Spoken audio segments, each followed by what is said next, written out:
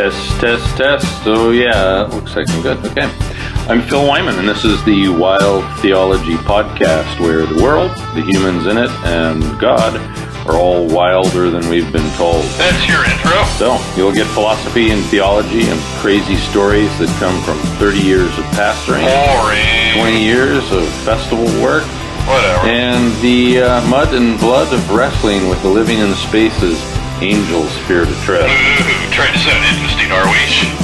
Oh. Yeah, you think you got something to say? Yes. Yeah, that's the problem, dimwit. Look, I'm a lot smarter than you think. Yeah, you tightened your shoes this morning. Whatever. We're Phil Wyman, and this is Wild Theology, where you get to argue with your own ideas. And lose. That's the point. If you would like to support this podcast, you can do so by going to patreon.com/Phil Wyman.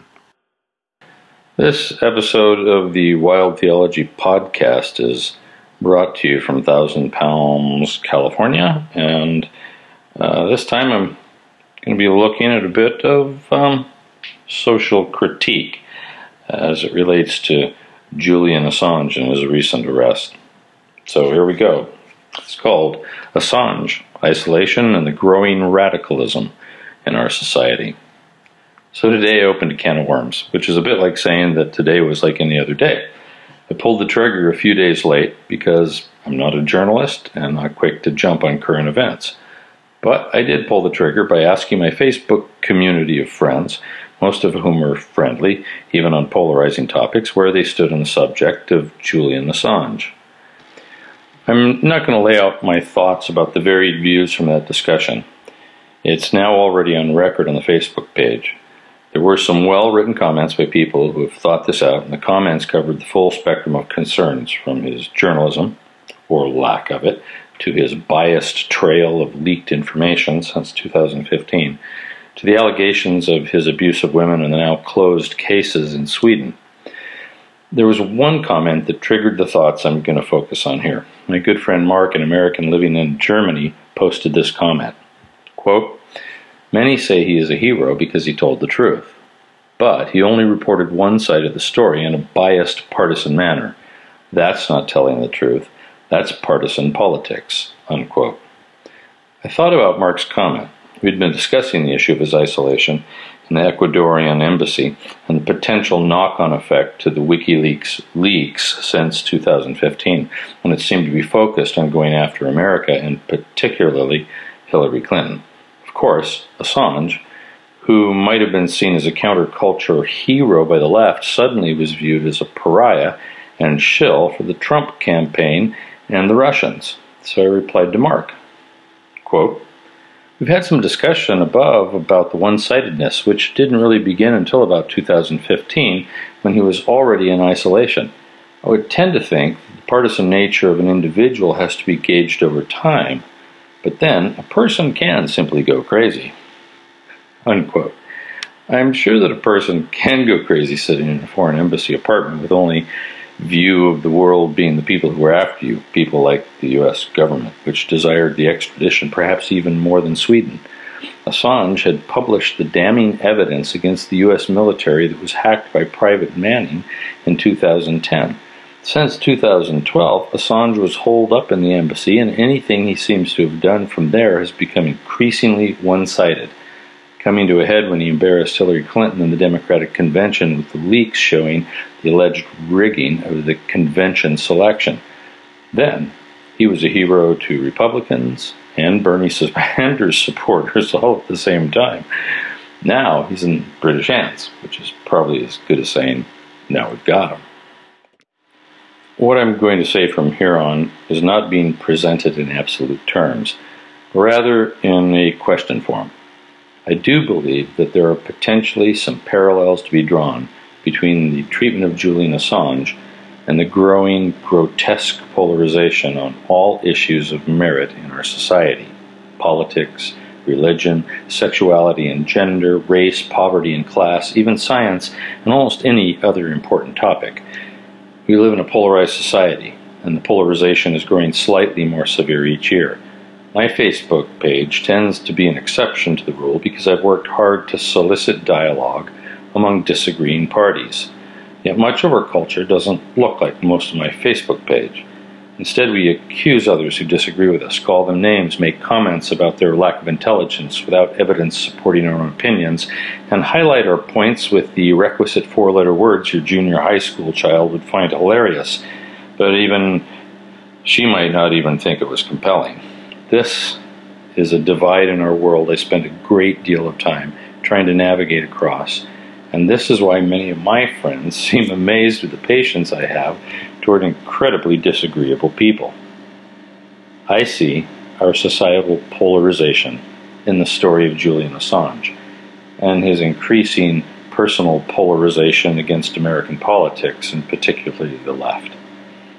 It was during the years of Obama's presidency and Hillary Clinton's position as Secretary of State that Chelsea Manning released the classified military information to WikiLeaks, and the government charged Manning and began looking at Assange as an enemy. Hillary was part of the increased focus on Assange.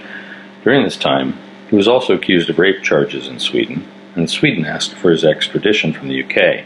He, in turn, requested amnesty from the Ecuadorian embassy in 2012. At that time, his stated concern was less about the rape charges and more about being extradited to the US from Sweden. How valid that stated concern was might be impossible to ascertain at this point, but I would certainly be far more afraid of the US than Sweden, and the difference between rape charges and divulging government secrets could be a matter of decades longer in prison. At this point, no accusations have yet stuck to Assange, and now the US has filed charges they are planning to bring him in on.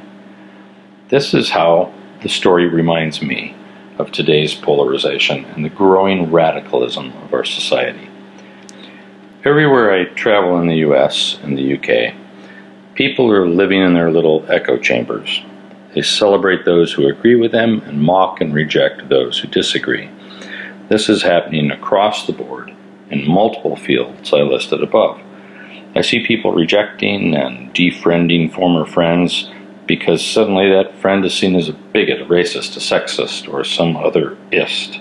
Our lists of ists are growing daily as the lists of our friends who have differing opinions shrinks. And some of those benefiting the most from this polarization are the shrinks.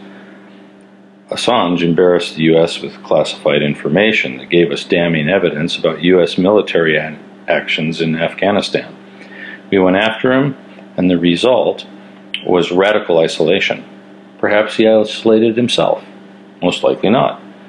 Just because it's a conspiracy theory going on in your head doesn't mean they aren't after you. The evidence is solidly in now. We were after him, and now we've got him. The kind of isolation we have created against one another in our disagreements looks like the isolation of Julian Assange to me. Once isolated, Clinton became his worst enemy, even if he exaggerated the problem at a distance, and he struck back at the person he saw as, quote, a bright, well-connected, sadistic sociopath, unquote. This attack, isolate, defend by attacking back pattern looks like the story of our religious, political, and social disagreements today.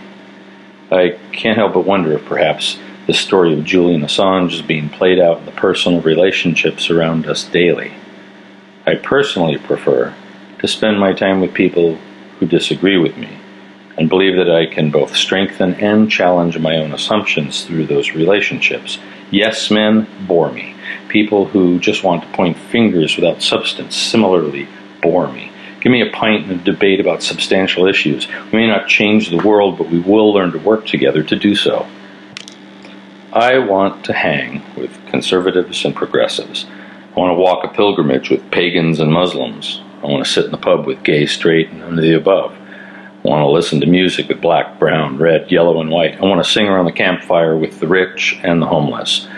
I'm not going to agree with any of you on all things, but you just might change my mind on some things and cause me to grow, and I hope to do the same for you. I don't feel I have enough information to give my opinion on Assange personally, but I can't help but wonder if the isolation of Julian Assange is a perfect model for how to create a biased and growingly suppressive culture. The accuse, isolate, and keep the gossip going. And I think we just might drag ourselves into a new millennium of post-apocalyptic insensibilities before the apocalypse even arrives.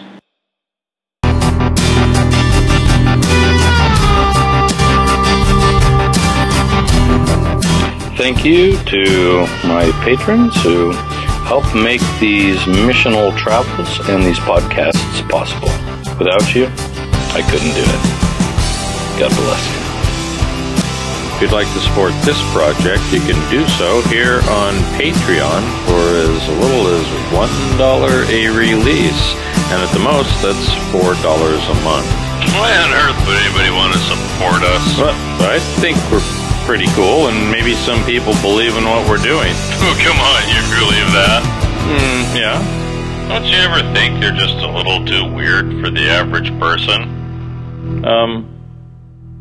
Yeah, sometimes.